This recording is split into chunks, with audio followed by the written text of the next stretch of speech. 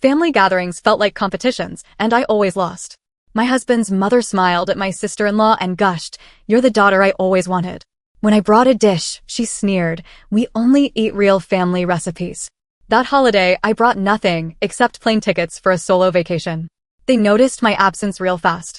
Hi, I'm Nora. I'm 41, and this is the story of how I quietly got revenge on my husband's family after years of being treated like the outsider I apparently am. This didn't happen overnight. It built up slowly over years, quiet little insults, sideways comments, fake smiles. Then, one holiday, something snapped at me. I didn't yell. I didn't fight. I just made a decision that shocked everyone. Let me explain. When I first started dating my husband Grant, his family seemed normal. Very Midwestern. Friendly. Smiled a lot. I didn't think much of it at first. Everyone seemed polite. But once I got a ring on my finger, things started to shift. Especially with his mom, Janet. Janet's the kind of woman who hosts like she's producing a cooking show. Always in control. Everything from the napkin folds to the dessert plates has to go her way. If she didn't come up with the idea, it's not good enough. She also has another daughter-in-law, Rachel. Rachel is married to Grant's brother. She's the golden one. Thin, blonde, organized. Always has a Pinterest-level pie on hand. Her house looks like a magazine. Her kids say, "Yes, ma'am," and wear matching outfits.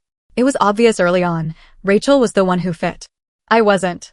A few years into marriage, I started bringing food to family gatherings. I like to cook. I'm not a professional chef or anything, but my mom taught me some solid recipes. I brought my shrimp and grits once, something my family made every Thanksgiving. I remember I walked into the dining room, and before I could even set it down, Janet sniffed the air, scrunched her nose, and said, "Oh, interesting." We usually stick to real family recipes. She didn't say, "Bad." She didn't say, "Gross." She said, "Interesting." But with a look that said, "Don't bring this again." That same night, she couldn't stop complimenting Rachel's cornbread stuffing. She kept going on about how it was her grandmother's recipe, even though I'm 99% sure Rachel said last year she found it on a blog. I thought maybe I was just reading too much into it. I stayed quiet. I tried again. Next time, I brought a dessert. Janet looked at it, smiled, and said, "That's cute." Rachel's bringing a real pie though, just so you know. Another time, I brought a handmade quilt as a gift for Christmas. Janet opened it, stared at it for maybe 2 seconds, and said, "That's sweet. You're so crafty." We actually just got a heated throw from Pottery Barn, Grant. Show her. It was never what I did. It was who I was. I wasn't her kind of woman. Rachel could show up with a Costco cake and Janet would cry over how thoughtful she was. She once gave everyone homemade candles with their initials on the lids. You would have thought she cured cancer. Janet went on and on. She's so creative. She reminds me of myself when I was younger. Meanwhile, my candles from the year before? A little strong, don't you think? Rachel would talk over me during conversations. Tell me how I was parenting wrong. Tell me how I should try dry brushing. Once, she laughed and said, "You always bring interesting food. It's brave." Brave? Like I'm entering a chili cook-off? Now, I know someone's going to ask, where was my husband Grant in all this? He was there. He just didn't see it. Or didn't want to. He'd say things like, "Just ignore her. That's how she is." Or, "Don't let it get to you." And when I'd ask him if he noticed how different she treated me compared to Rachel, he'd say, "You're imagining it." So I started pulling back. Bringing less. Saying less. Smiling more but meaning it less. Last year, we were planning a big family Thanksgiving trip to Rachel and Derek's new cabin near Denver. Of course Janet was thrilled. She kept calling it the most important family Thanksgiving yet. She set up a Zoom call to go over the meal planning. Everyone joined in. I was early to the call but stayed muted with my camera off. I heard Janet and Rachel talking before the call officially started. Janet said, "Rachel, you're the daughter I always wanted." Rachel replied, laughing, Mom." Then there was a pause. Rachel saw I was in the call and said, "Oh, Nora's here." They went quiet. I didn't say anything. I just stared at the screen. Then I clicked out. I sat with that for a long time. I didn't cry. I didn't scream. I just got tired. Tired of trying. Tired of bringing dishes only to have them mocked. Tired of being told I didn't fit just because I didn't act like Rachel. So I made a decision. I took the money we'd saved for flights and gifts, and I booked myself a solo trip to Sedona, Arizona. I didn't tell anyone. I canceled my ticket. I booked a spa. I paid for the nice hotel. I got myself a window seat. 2 days before Thanksgiving, I dropped one message in the family group chat. "Hey, change of plans. I won't be coming this year. Hope everyone has a nice holiday. Nora, and then? I turned my phone off. I ate room service in a white robe. I got a hot stone massage while soft music played. I read. I hiked. I watched the sun go down behind red rocks and just breathed. For once, I didn't worry about getting everything right. I didn't have to watch someone get praised while I got ignored. No backhanded comments. No awkward silences when I walked into a room. It was quiet. And it felt like peace. When I turned my phone back on at O'Hare, I had 42 missed messages. Here are some highlights. Where are you? Grant, you really ditched Thanksgiving? Janet, Rachel worked so hard on this and you couldn't even show up. Derek, very immature, Nora. Janet again, hope your solo trip was worth it. Rachel, with a photo of her perfect table setup, Grant was blowing up my phone. He said his mom was embarrassed. That Rachel was hurt. That the family felt betrayed. He told me, you better have a really good excuse. But I wasn't making excuses anymore. I didn't yell. I didn't cry. I just walked into our house, dropped my suitcase, and said, I had a good time. That's the excuse. After I got back from Sedona, Grant barely looked at me for 2 days. He wasn't yelling. He wasn't even arguing. But the cold silence? That was worse. He'd sit on the edge of the bed, facing away from me. He'd come home, eat, and scroll on his phone. When I asked if he was okay, he said, you know what you did. Oh, I knew. I finally snapped and said, you're mad I didn't go to Thanksgiving. I'm mad I had to book a trip to breathe. We're not the same. He walked out of the room. 1 week later, Janet called me. Not Grant. Me. She never called me directly before, not even on my birthday. Her voice was icy.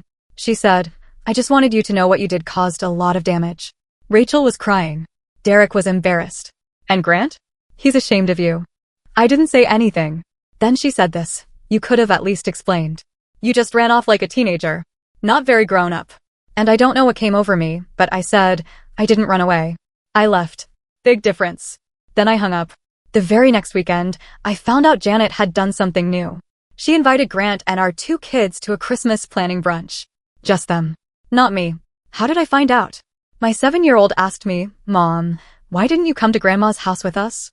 I looked at Grant. He looked at the floor. I said, you took the kids to see your mom without telling me? He said, I didn't want another fight. I said, you already started one by lying. A few days later, Rachel posted a photo of the family brunch. Everyone was smiling. The caption said, sometimes the best family is the one that shows up. No tags. No names. But I didn't need them. I knew that jab was aimed right at me. And just like that, I realized I was being pushed out. On purpose. They were making it look like I was the one who left. Like I was the problem. I thought long and hard. I couldn't fight these people by arguing. They'd twist my words. Play victim. Turn Grant against me. So I decided to do something smarter. I started making plans. One night, while Grant was working late, I packed a bag for me and the kids. I didn't run away. I didn't sneak. I left a note that said, I won't let you treat me like I'm invisible anymore. The kids need to see peace. You can have your mother. I'm taking the holidays. I went to my sister's place. She lives in Evanston. She always said I could crash if I needed.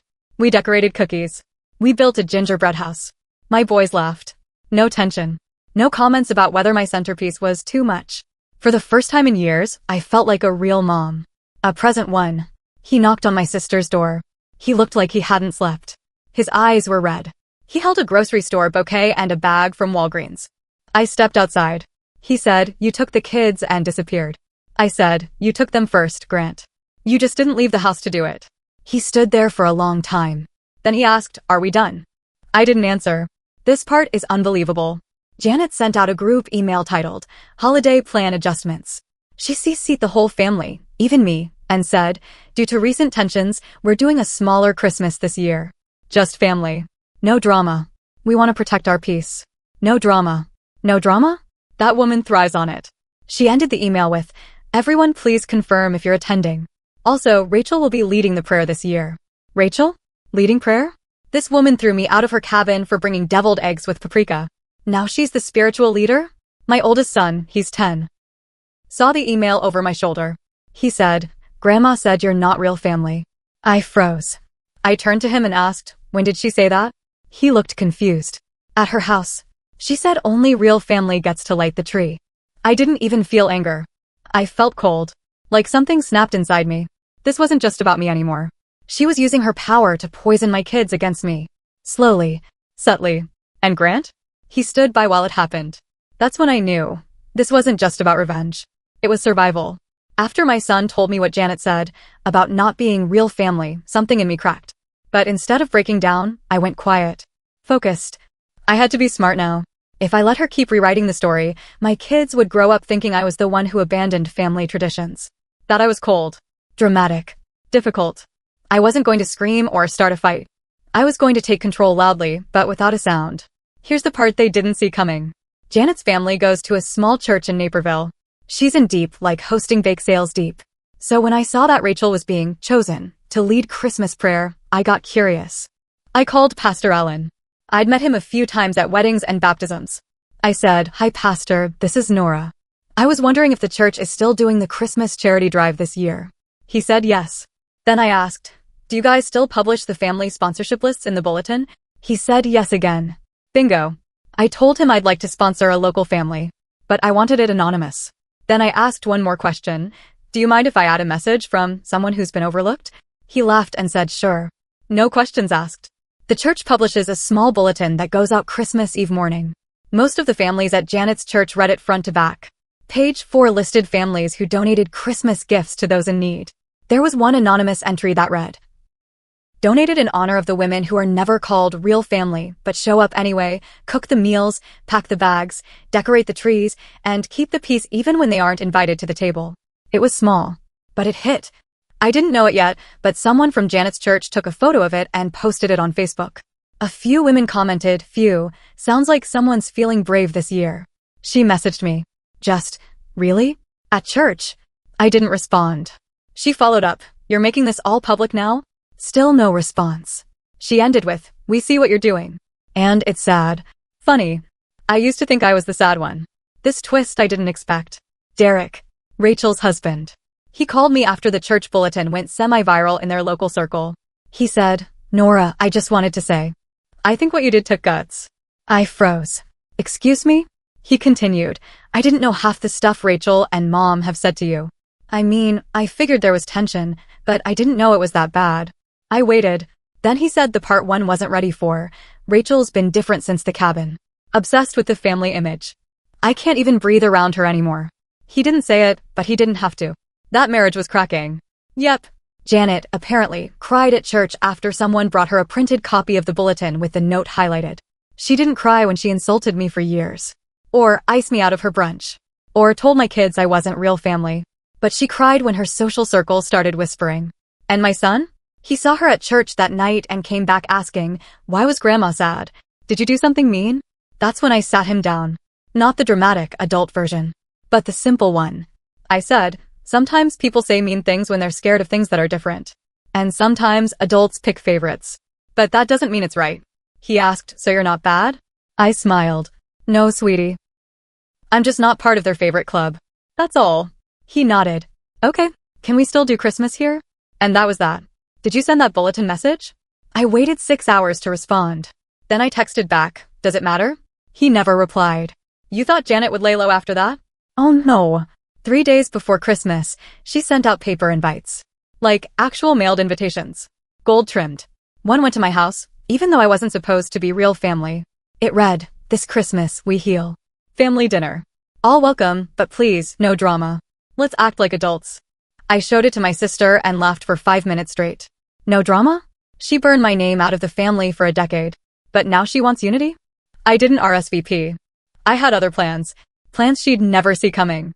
Janet's gold-trimmed invite sat on my kitchen counter for days. I wasn't planning to go. My sister had already bought everything for a cozy, low-drama Christmas at her place. But something inside me kept whispering, what if this is the only chance they'll ever listen? So I didn't RSVP. I just showed up. Christmas Day. For 15 p.m. Grant was already there. I could tell from the 2 little pairs of boots at the front door. He didn't even text me to say he was taking them. Classic.